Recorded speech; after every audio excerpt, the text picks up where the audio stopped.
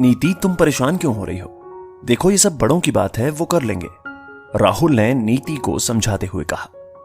राहुल, मेरे पापा बहुत सीधे हैं, वो मेरी खुशी के लिए कुछ भी कर सकते हैं, और मुझे जितना तुम पसंद हो उससे कहीं ज्यादा पापा का आत्मसम्मान मेरे लिए मायने रखता है।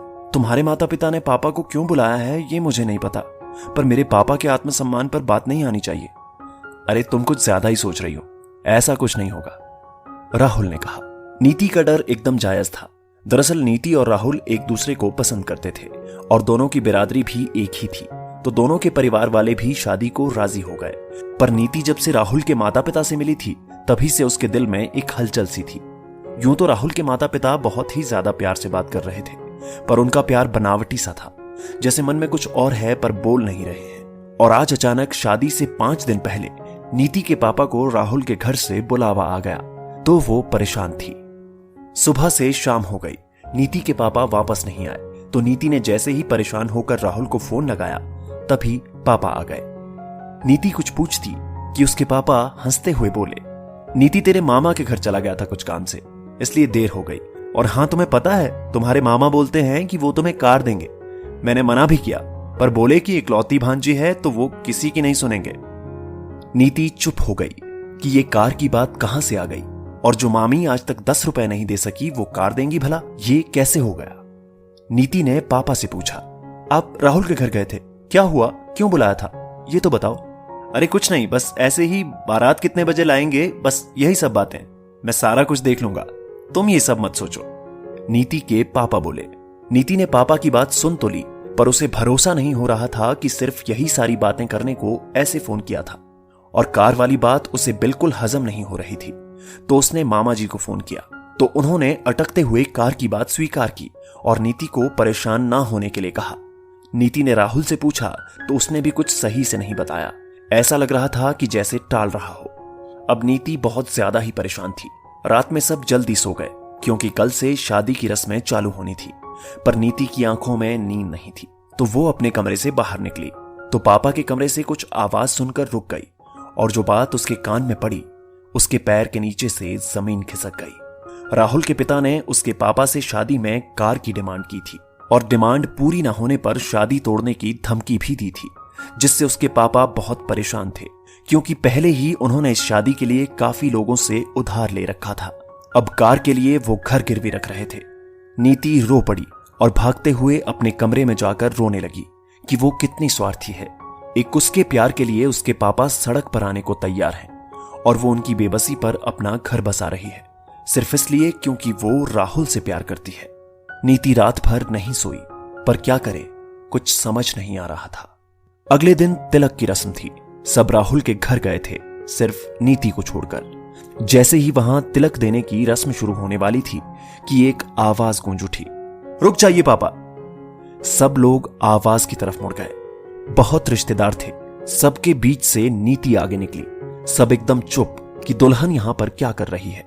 नीति ने चुप्पी तोड़ी और कहा, मैं आप सब से माफी मांगती हूं, पर यह शादी नहीं हो पाएगी, क्योंकि मुझे यह शादी मंजूर नहीं है। नीति, ये क्या बोल रही हो, होश में तो हो? राहुल ने कहा। हाँ राहुल, अभी अभी होश आया है, मुझे माफ कर दो। मैं सोचती थी कि मैं तुमसे प्यार करती हूं, पर यह मेरी गलती थी, क्योंकि जिससे मैं प्यार करती थी वो तुम नहीं हो।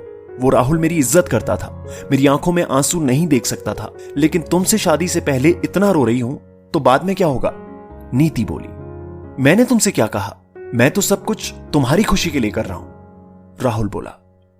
अच्छा, तो तुम्हें यह लगा होगा कि जब मेरे पापा सड़क पर आ जाएंगे तो मुझे बहुत खुशी मिलने वाली है। वैसे भी कल तुम्हारे पापा शादी तोड़ने देंगे, तो मैंने सोचा कि क्यों कल का इंतजार किया जाए, नीति ने कहा। राहुल के पिता, जो अब तक चुप थे, बोले, क्या फालतू की बात कर रही हो, मैं क्यों शादी तोड़ूंगा? मैंने अपने बेटे की खुशी के लिए रिश्ता किया था, और तुम मेरे घर पर मेरी बेइज्जती कर रही हो, राहुल की मां ने कहा। मुझे तो पहले ही यह रिश्ता पसंद नहीं था, पर राहुल की पसंद के आगे झुक गए।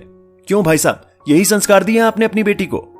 संस्कार तो मेरे पापा ने मुझे बहुत दिए थे आंटी जी, पर क्या करूं, आपने शादी में काफी सामान और कार मांग ली, जिसके चक्कर में पापा ने अपना सब कुछ, यहां तक कि अपना घर भी गिरवी रख दिया है। तो आज मैंने अपने पापा का सम्मान और घर छुड़ाने के लिए अपने संस्कार गिरवी रख दिए। आपको अगर मेरा रिश्ता पसंद नहीं था तो सीधे मना कर देती, मुझे बुरा नहीं लगता। मैं और राहुल आपकी खुशी के लिए हमेशा के लिए दूर हो जाते, पर मेरे पापा के आत्मसम्मान को इस तरह से दांव नहीं लगवाना था, क्योंकि दुनिया की कोई भी बेटी अपने पिता के सम्मान को कुचलकर उसमें अपने सपनों का महल नहीं खड़ा कर सकती है। मुझे पता है कि मुझसे गलती हुई है, मुझे इस तरह से नहीं आना था, इसके लिए मुझे माफ कर दीजिएगा। चलिए पापा, नीति ने कहा। रुक जाओ नीति, सबसे बड़ा अपराधी मैं हूं जो सब कुछ जानते हुए भी चुप रहा। मुझे माफ कर दो, मुझे सिर्फ एक और मौका दो, मैं सब कुछ ठीक कर दूंगा। मैं भूल गया था कि अपने एक पिता की खुशी के लिए मैं दूसरे पिता को दुखी कर रहा हूं। प्लीज नीति, मुझे कुछ भी नहीं चाहिए।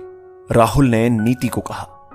नहीं राहुल, जब तक हमारे माता पिता हमारे रिश्ते को दिल से नहीं स्वीकार करते, हम खुश नहीं रहेंगे।